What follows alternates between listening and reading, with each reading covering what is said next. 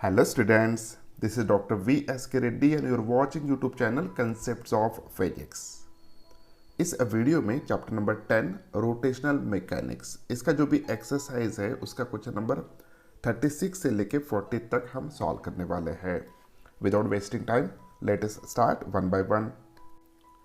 Question number 36.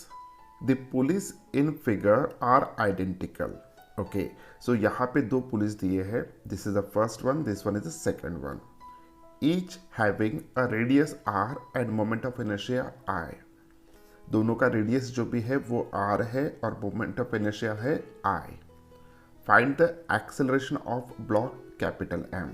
सो इस block का acceleration हमें फाइंड आउट करना है. ओके, सो स्ट्रिंग यहाँ पे एक ही है, therefore acceleration जो भी होगा पूरे सिस्टम का वो एक ही होगा. Let us imagine that the acceleration is equals to a. तो ये जो भी ब्लॉक है इस डायरेक्शन में एक्सेलरेट कर रहा है नीचे के डायरेक्शन में with the acceleration of a. Okay, अब सबसे पहले हम सिंपल यहाँ पे फ्री बॉडीज डायग्राम बनाते हैं. This is the capital M. इसके ऊपर कितने फोर्सेस एक्ट होंगे? So there are two forces acting. So first one is the gravitational force which is in a downward direction, which is nothing but the capital M into G. इस string में tension produce होगा, that tension is nothing but the T1 consider करेंगे हम. Okay, अब ये जो भी पुली है it is a having mass. इसका खुद का मोमेंट ऑफ इनर्शिया है, तो ये रोटेट होगा तो कुछ ना कुछ टॉर्क एक्ट होगा.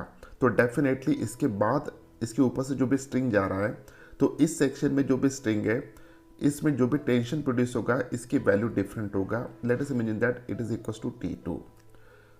और ये भी पुली का मोमेंट ऑफ इनर्शिया है तो यहाँ पे भी टॉर्क एक्ट होगा. तो इस स्ट्रिंग में जो भी टेंशन प्रोड्यूस होगा let us imagine that it is equals to T3.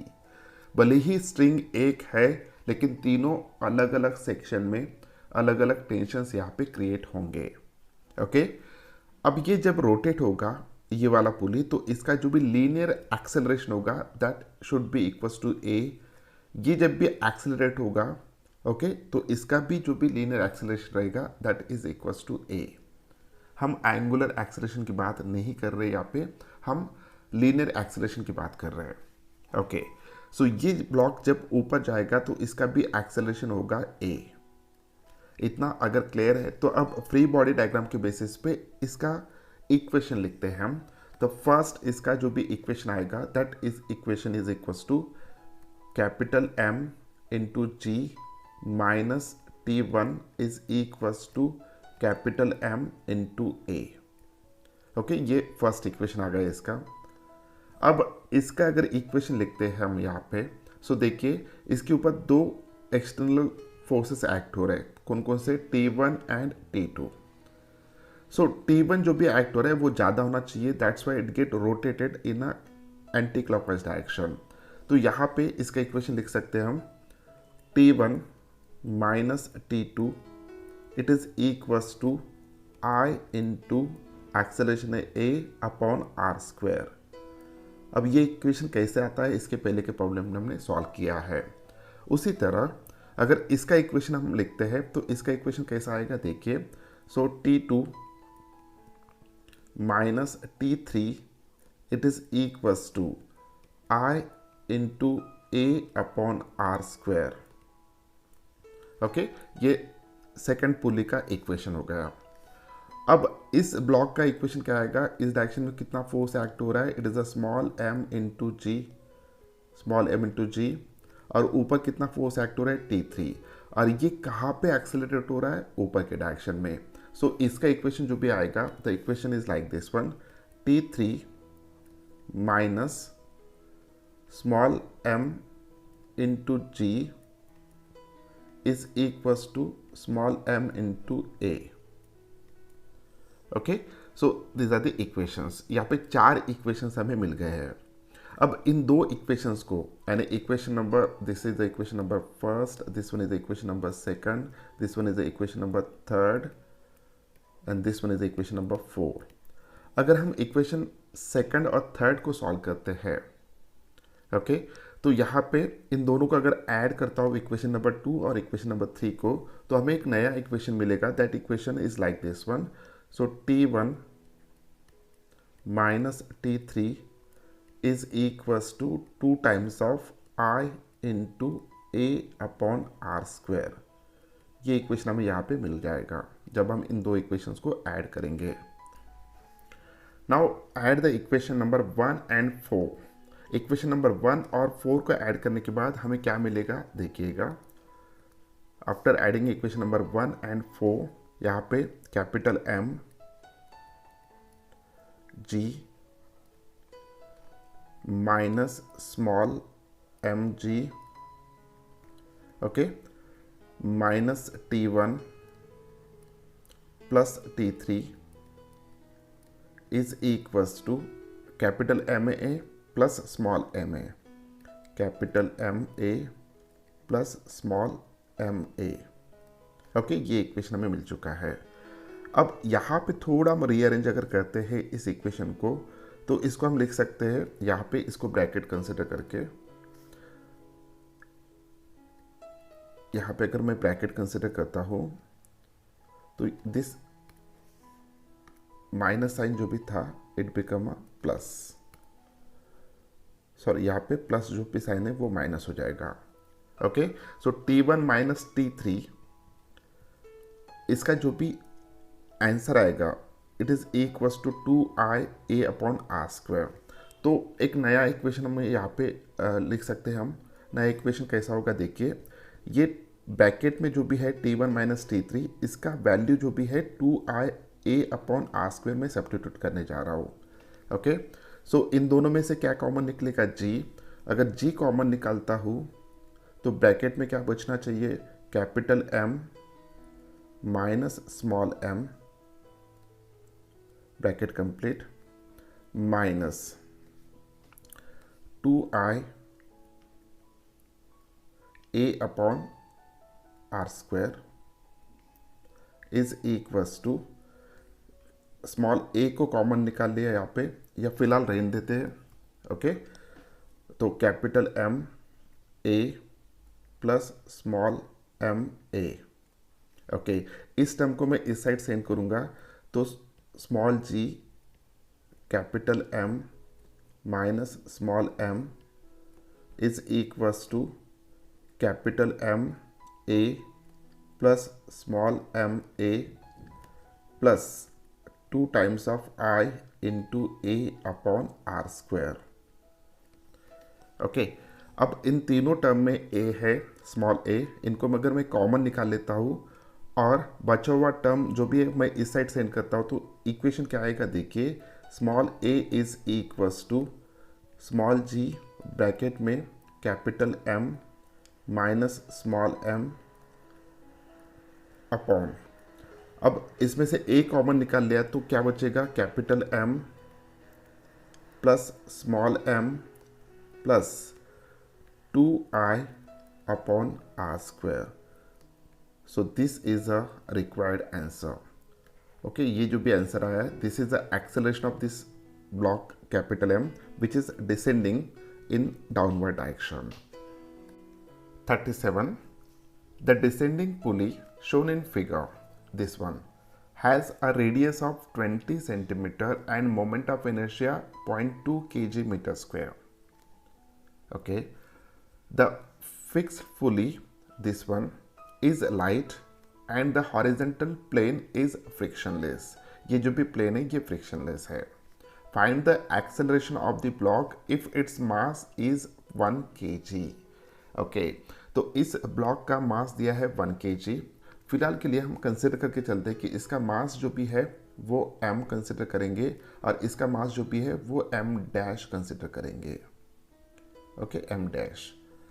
अब this pulley is a light and this pulley is a having moment of inertia. इसका कुछ ना कुछ मास है और मोमेंट ऑफ इनर्शिया है। ओके, सो थोड़ा ऑब्जर्व कीजिए इसको, ये स्ट्रिंग जो भी है वो एक ही है।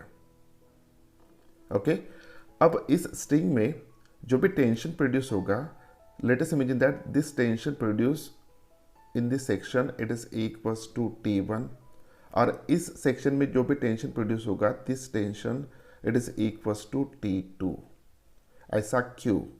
ऐसा इसलिए कि यहाँ पे इस पुली के ऊपर टॉर्क एक्ट होगा। अगर टॉर्क एक्ट हो रहा है तो कुछ ना कुछ फोर्स यहाँ पे कंज्यूम हो रहा है। ओके, तो इसलिए भले ही एक ही स्ट्रिंग है लेकिन दो सेक्शन में दो डिफरेंट टेंशंस रहेंगे। ओके, अब मान के चलिए कि ये जो भी ब्लॉक है it is moving in this direction without any friction with an acceleration of a. इतने एक्सेलरेशन से ये इस साइड आएगा। अब ये इतने एक्सेलरेशन से आता है तो इसका जो भी एक्सेलरेशन होगा डाउनवर्ड डायरेक्शन में, so this acceleration should be equals to a/2 होना चाहिए। कंसेप्ट क्लियर है? ओके, तो अब यहाँ पे दो इक्वेशंस हम लिख सकते हैं, टोटल 3 इक्वेशंस हम लिख सकते हैं। एक है फ्री बॉडी डायग्राम इसका, दूसरा है इस ये डिसेंड हो रहा है तो इस पुली का एज अ मास कंसिडर करके इक्वेशन लिख सकते हैं। तीसरा इसका रोटेशन हो रहा है तो उसका एक डिफरेंट इक्वेशंस यहाँ पे आएगा। सो वो 3 इक्वेशंस कौन कौन से होंगे? सो देखिए, the first equation is nothing but the T1 is equals to m into a. Okay, T1 is equals to m into a, और m की वैल्यू कितना दिया है? 1 kg दिया है, तो सिंपली यहाँ पे हम a कंसिडर करेंगे। सो T1 की वैल्यू a मिल गया हमें। Okay, so this is the first equation. अब सेकंड इक्वेशन हम देखते हैं इसका डिसेंड करते वक्त।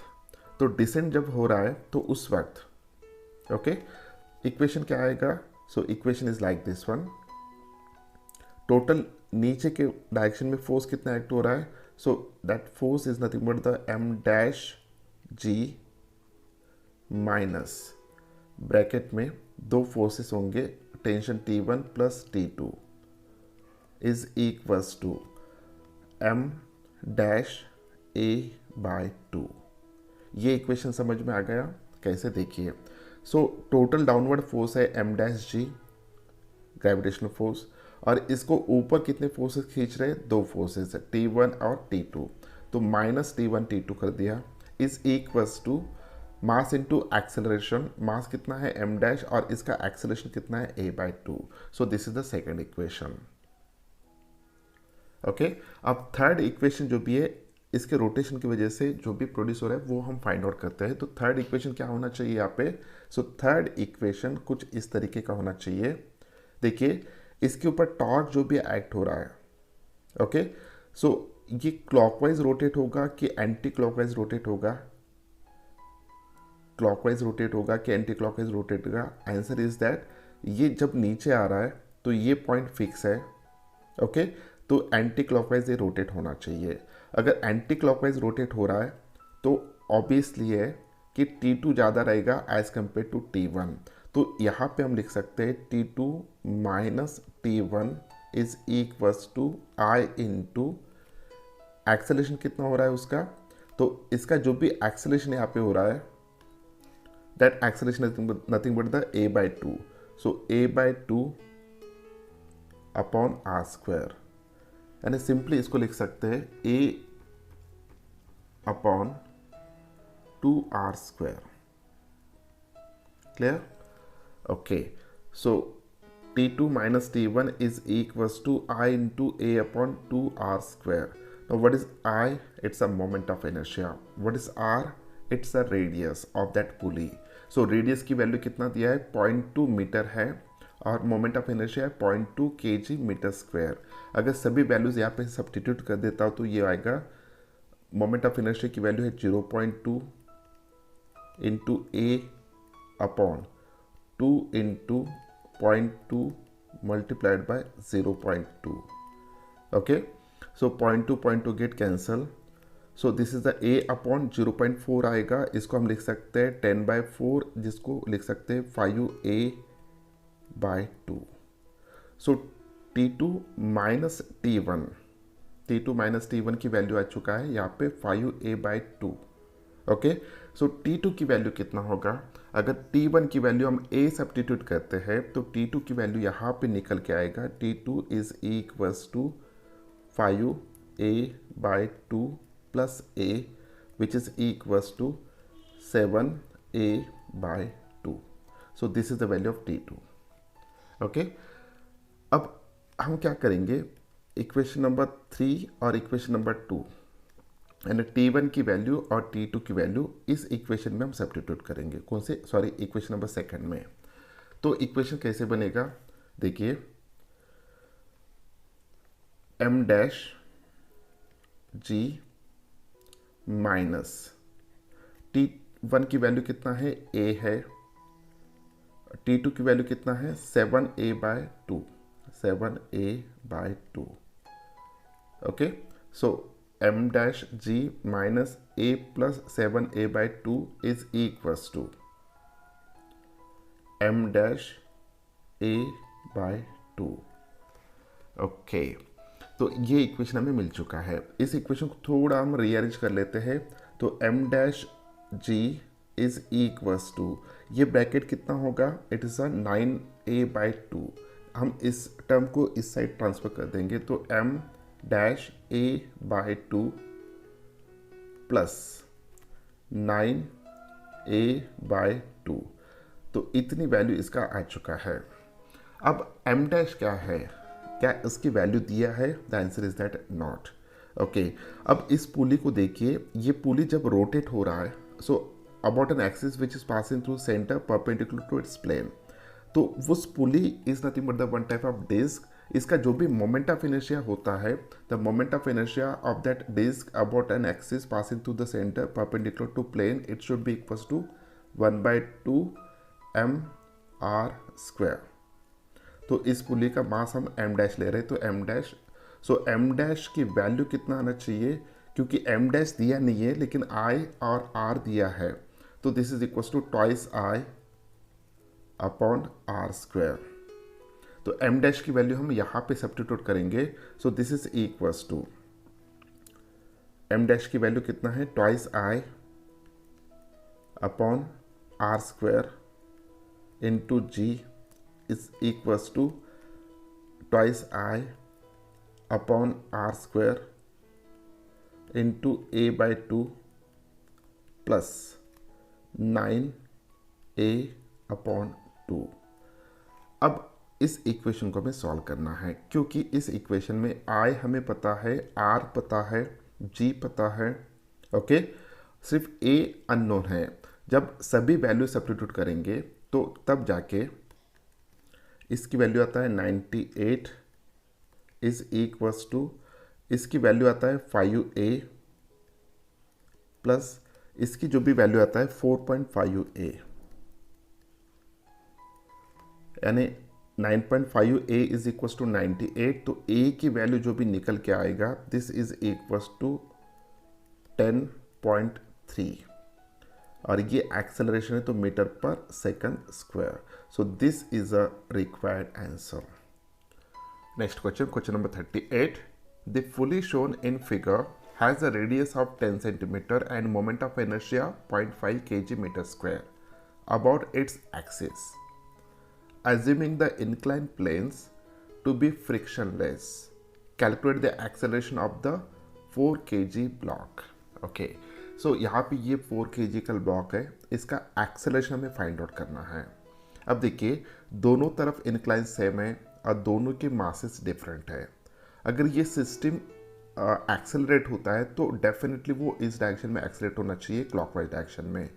तो इस ब्लॉक का जो भी एक्सेलरेशन होगा वो इस डायरेक्शन में होगा, इसको हम कंसिडर करते हैं ए, और इसका भी जो भी एक्सेलरेशन होगा वो अपवर्ड डायरेक्शन में होगा, इसको हम कंसिडर करते हैं ए। ओके, तो अब इस केस में ये जो भी पुली दिया है, दिस इज अ मासिव पुली, तो इसका खुद का मोमेंट ऑफ इनर्शिया है और रेडियस है, तो देयरफॉर यहाँ पे कुछ ना कुछ एनर्जी या कुछ ना कुछ फोर्स एक्ट होगा। तो डेफिनेटली भले ही स्ट्रिंग एक है, लेकिन इन स्ट्रिंग में जो भी टेंशन्स प्रोड्यूस हो रहे हैं, so this tensions should be different. तो यहाँ पे इस सेक्शन में जो भी टेंशन प्रोड्यूस हो रहा है इसको हम T1 कंसिडर करेंगे, इस सेक्शन में जो भी टेंशन प्रोड्यूस हो रहा है उसको हम T2 कंसिडर करेंगे। ओके, अब देखिए, अगर फ्री बॉडी डायग्राम के बेसिस पे इसका इक्वेशन अगर हम लिखते हैं तो वो इक्वेशन कैसा होना चाहिए, so this equation should be equals to, इस डायरेक्शन में कितना फोर्स एक्ट हो रहा है, so it is nothing but the mg sin theta. Okay, इसको हम m1 कंसिडर करते हैं, इसको m2 कंसिडर करते हैं। तो यहाँ पे अब इसका फ्री बॉडी डायग्राम के बेसिस पे इक्वेशन आएगा m1g sine theta minus t1 it is equals to m1 into a. Second body का फ्री बॉडी डायग्राम इक्वेशन कैसा आएगा, इस डायरेक्शन में कितना फोर्स एक्ट होगा, m2g साइन थीटा। ओके, तो यहाँ पे t2 minus m2g sine theta is equals to m2a। अब इस पुली का इक्वेशन कैसा आएगा, यहाँ पे आएगा T1 ज़्यादा होना चाहिए एज कम्पेयर टू T2 और वो एंटी क्लॉकवाइज क्लॉकवाइज डायरेक्शन में रोटेट होगा। So therefore T1 minus T2 it is equals to I into A upon R square. Clear? This is the equation number 1, this one is the equation number 2, this one is the equation number 3। Okay, तो अब हमें यहाँ पे इन दो equation 1 और 2 को add कर देते हैं। इक्वेशन 1 और 2 को ऐड करने के बाद कैसा बनेगा देखिए। So this is equals to m1 g sine theta minus t1 plus t2 minus m2 g sine theta it is equals to m1a plus m2a। अगर a को कॉमन निकाल लेते हैं तो यहाँ पे आएगा m1 प्लस m2। ओके, तो इस जगह पे थोड़ा हम रीअरेंज कर लेते हैं इस इक्वेशन को। सो रीअरेंज यहाँ पे मैं कर लेता हूँ थोड़ा इरेज करके। सो देखिए माइनस t1 प्लस t2 है, तो यहाँ पे मैं ब्रैकेट में T1 माइनस T2 कर दूंगा। ओके, अब T1 माइनस T2 की वैल्यू कितना है, आई ए अपॉन आर स्क्वायर। ये वैल्यू मैं इस इक्वेशन में सब्स्टिट्यूट करने जा रहा हूँ।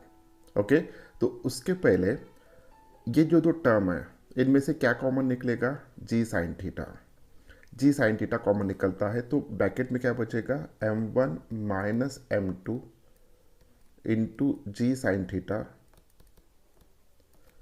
माइनस ये वाला term I a upon are square is equals to a into m1 plus m2। Okay, अब m1 की वैल्यू कितना है 4, m2 की वैल्यू कितना है 2, तो 4 माइनस 2 की वैल्यू होगा 2, तो ये इक्वेशन आएगा 2g sine theta minus I a upon are square is equals to 6a। Okay, तो अभी हमें a फाइंड आउट करना है, तो उसके लिए हम थोड़ा रीअरेंज कर लेते हैं। तो इस टर्म को मैं इस साइड सेंड कर दूंगा, तो नया इक्वेशन जो भी आएगा that equation is equals to twice g sine theta is equals to a common निकाल लिया तो ब्रैकेट में आएगा 6 plus a upon are square. So a की वैल्यू कितना आएगा, तो a की वैल्यू निकल के आएगा twice g sine theta upon 6 plus a upon are square. Okay, g की वैल्यू पता है, थीटा की वैल्यू पता है। ओके, 1 मिनट, यहाँ पे थोड़ा रॉन्ग हो चुका है। So this should be equals to I, a common निकाला है I, this should be equals to I. Okay, I पता है, आर पता है, सभी वैल्यू सब्स्टिट्यूट करने के बाद जो भी एक्सेलरेशन निकल के आता है यहाँ पे this acceleration is equals to 0.248 आएगा पहले। ओके, जिसको हम इक्वल कर देते हैं 0.25 मीटर पर second square. So this is the required answer. Solve the previous problem if the friction coefficient between the 2 kg block and the plane below it is 0.5 and mu की value दिया है and the plane below 4 kg block is frictionless. Okay, so उसी problem को और थोड़ा difficult उन्होंने बना दिया। ओके, तो देखिए यहाँ पे जो भी 2 kg का मास है, यहाँ पे जब वो मूव हो रहा है on that surface, plane surface, तो वो फ्रिक्शनल सरफेस है, तो वहाँ पे फ्रिक्शन फोर्स एक्ट होगा। ओके, अगर इस सरफेस यहाँ पे ये जो भी सरफेस है यहाँ पे फ्रिक्शन फोर्स एक्ट होगा, और म्यू की वैल्यू दिया है 0.2, कितना दिया है 0.5, सॉरी 0.5 म्यू की वैल्यू दिया है। तो इस इक्वेशन में ये आपको सॉल्व करना है, कैसे सॉल्व करना है वो मैं बता देता हूँ। तो यहाँ पे देखिए फर्स्ट इक्वेशन जो भी है वो एज इट इज़ आएगा। अब सेकंड इक्वेशन में अगर देखते हैं तो यहाँ पे टोटल इस ब्लॉक के ऊपर 3 फोर्सेस एक्ट हो रहे हैं। अगर इसका फ्री बॉडी डायग्राम कंसिडर करते हैं तो कौन कौन से फोर्सेस, T2 इसको ऊपर खींच रहा है, इस ब्लॉक की टेंडेंसी ऊपर जाने की, और M2G साइन थीटा इसका वेट का कंपोनेंट उसको नीचे खींच रहा है, और ये ऊपर अगर जा रहा है तो डेफिनेटली यहाँ पे फ्रिक्शन फोर्स जो भी एक्ट होगा वो डाउनवर्ड डायरेक्शन में एक्ट होगा। ओके, और इस केस में फ्रिक्शन फोर्स की वैल्यू कितना होना चाहिए, तो मैं सिर्फ एक इक्वेशन आपको लिख के दे देता हूँ। So T2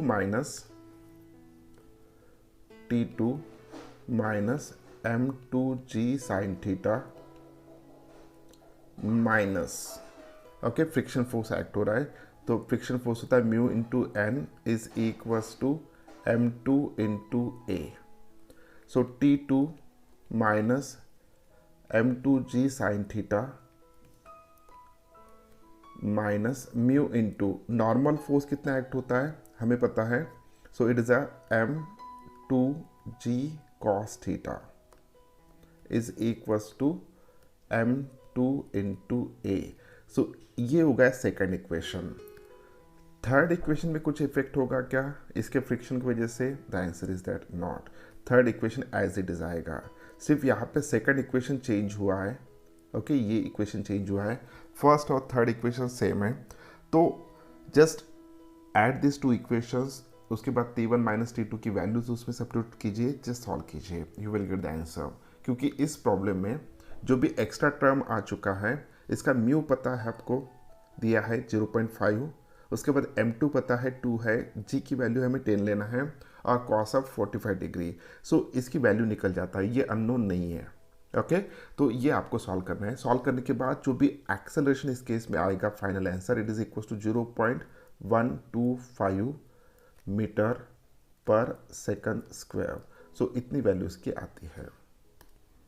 question number 40, a uniform metre stick of mass 200 gram is suspended from the ceiling through 2 vertical strings of equal length fixed at the ends. Okay, the situation is like this one. So let us imagine that this is a rigid support, और ये first string है और ये second string है, और ये दोनों string identical है, और ये जो भी मीटर स्टिक है इसका मास है 200 gram. Okay, a small object of mass 20 gram is placed on the stick at a distance of centimeter from the left end. Okay, so यहाँ पे this is the left one, यहाँ से 70 centimetre में हमने एक छोटा सा ब्लॉक रख दिया like this one. Okay, यहाँ पे ब्लॉक रख दिया। Find the tension in the 2 strings. Okay, T1 T2 find out करना है, बहुत ही बढ़िया क्वेश्चन है। So let us imagine that इस स्ट्रिंग में जो भी टेंशन प्रोड्यूस होगा, this tension is equals to T1 consider करके चलते हैं, और इसमें जो भी टेंशन प्रोड्यूस होगा उसको हम T2 कंसिडर करके चलते हैं। ओके, और इस ब्लॉक का मास कितना है 220 ग्राम। अब थोड़ा सोचिए कि अगर पूरा ये मीटर स्केल है तो 100% इसका लेंथ जो भी होगा 100 सेंटीमीटर होगा, तो यहाँ से लेके यहाँ तक का जो भी डिस्टेंस है, okay, so from this point to this point, ये जो भी डिस्टेंस है, this distance should be equals to 70 metre, और यहाँ से लेके यहाँ तक का जो भी डिस्टेंस है, this should be equals to 30 metre, sorry 30 centimetre. तो ये 70 सेंटीमीटर है, और ये वाला कितना है 30 सेंटीमीटर है। Okay, centimetre. चलो अब इसका अगर सेंटर में लेता हूँ तो सेंटर कुछ यहाँ पे आएगा और सेंटर से लेके ये जो भी ब्लॉक का डिस्टेंस है this should be equal to 20 centimetre. Clear? Okay. अब सिंपली हम क्या करेंगे, यहाँ पे ये जो भी मीटर स्केल है, मीटर स्ट्रिप है, सो इसका मास कितना दिया है 200 ग्राम है। ओके। अब हम दो इक्वेशंस यहाँ पे लगाएंगे, फर्स्ट रोटेशनल इक्विलिब्रियम और ट्रांसलेशनल इक्विलिब्रियम। सो रोटेशनल इक्विलिब्रियम के बेसिस पे जब हमने यहाँ पे ब्लॉक रख दिया छोटा 20 ग्राम वाला, तो क्या पूरा सिस्टम रोटेट हो रहा है? The answer is that not. क्या सिस्टम पे के ऊपर टॉर्क्स एक्ट हो रहे हैं? The answer is that yes. अगर मैं इस पॉइंट को सेंटर कंसिडर करके चलता हूँ, okay, so about this one, अगर ये पूरा सिस्टम रोटेट हो रहा है ऐसा हम इमेजिन अगर करते हैं, तो इस टेंशन की वजह से ये जो भी पूरा सिस्टम है ये कौन से डायरेक्शन में रोटेट होना चाहिए? क्लॉकवाइज डायरेक्शन में। इसकी वजह से T2 की वजह से कौन से डायरेक्शन में रोटेट होना चाहिए? एंटी क्लॉकवाइज डायरेक्शन में इसका रोटेशन प्रोड्यूस होना चाहिए। इस मीटर का जो भी सेंटर है, ओके, वो यहाँ पे आ रहा है और इसकी वजह से अगर रोटेशन होता है तो वो कौन से डायरेक्शन में रोटेट होगा? Anti clockwise direction. Means total इस सिस्टम के ऊपर 3 फोर्सेस एक्ट हो रहा है ऐसा हम कंसिडर करेंगे about this point.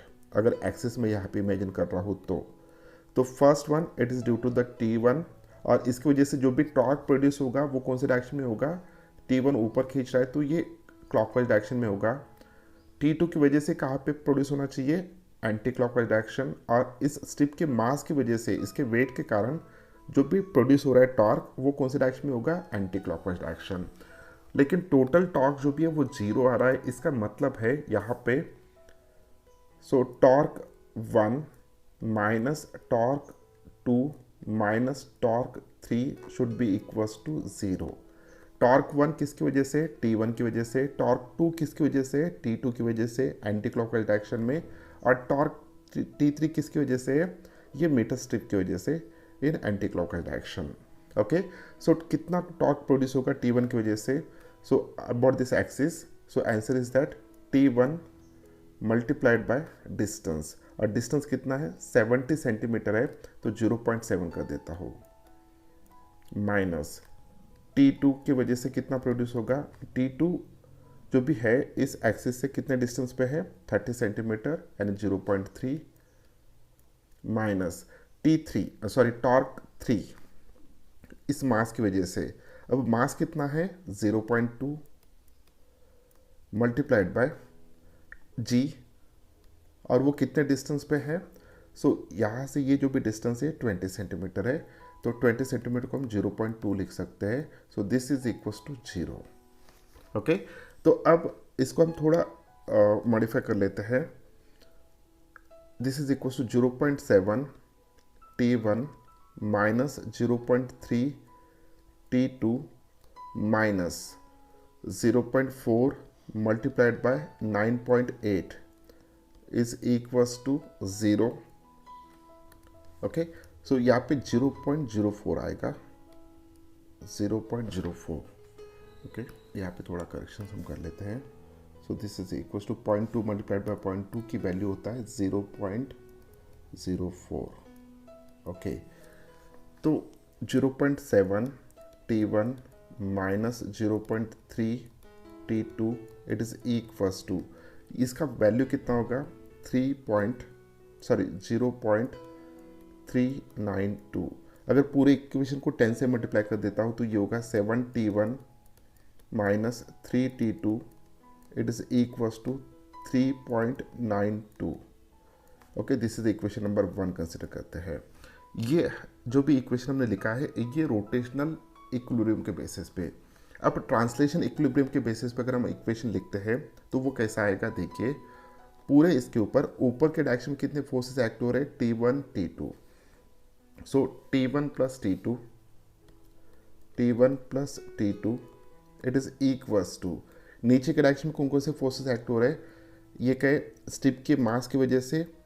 Okay, that should be equals to 0.2 into G plus ये छोटा मास जो भी है 20 ग्राम वाला एंड 0.02 इंटू G। ओके, अब इसको अगर हम सॉल्व करते हैं तो T1 plus T2 it is equals to, ये कितना आएगा 0.22 g। So this is equation number 2। तो इक्वेशन नंबर 1 क्या है, 7T1 minus 3T2 is equal to 3.92। और इक्वेशन नंबर 2 क्या है, T1 plus T2 is equal to 0.22 g। अगर 22 g की वैल्यू यहाँ पे सब्स्टिट्यूट कर देता हूँ तो ये वैल्यू आएगा 0.22 मल्टीप्लाइड बाय 9.8, इसकी वैल्यू आता है 2.156। ओके, तो यहाँ पे दो इक्वेशंस आपको मिल चुके हैं। दोनों इक्वेशन को ऐड कीजिए और दोनों इक्वेशन को सब्ट्रैक्ट कीजिए। ऐड करने के बाद आपको T1 मिलेगा, ओके, अरेंज करने के बाद, और सब्ट्रैक्ट करने के बाद आपको T2 मिलेगा। तो T1 की वैल्यू कितना आ रहा है, so T1 is equals to 1.04 newton, और T2 की वैल्यू कितना आता है, so T2 is equals to 1.12 newton. So ये दो वैल्यूज इसके आते हैं। ये था आखिरी क्वेश्चन। उम्मीद करता हूँ कि वीडियो आपको अच्छा लगा। अगर वीडियो अच्छा लगा तो इस वीडियो को लाइक कीजिए, अपने दोस्तों के साथ शेयर कीजिए और इस चैनल को सब्सक्राइब कीजिए। मिलते हैं नेक्स्ट वीडियो में क्वेश्चन नंबर 41 से लेके 45 तक। तब तक के लिए बाय बाय।